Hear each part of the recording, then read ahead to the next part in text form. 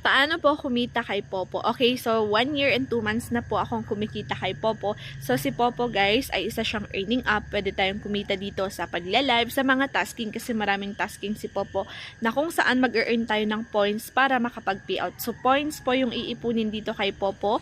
Sa 100,000 points na naipon mo, $10 yun. Pwede nyo siya ma-payout gamit yung GCash, Maya or bank accounts nyo. So ano yung mga tasking na gagawin nyo? Solo live. Yung solo live is magla-live kayo, mag-party live. May mga, pag sumali kayo sa GIS agency ko guys, provided ko yung tutorials and guidance para malaman nyo kung paano yung solo live, party live, GYC. Pwede rin kayo mag-invite. Optional yung invite kung di nyo kaya. Agent, optional din. As long as nag-iipon kayo ng points, yun lang po yung kailangan. Sinasabi ko lang po yung mga tasking para gawin nyo siya, makapag-ipon kayo ng points dito.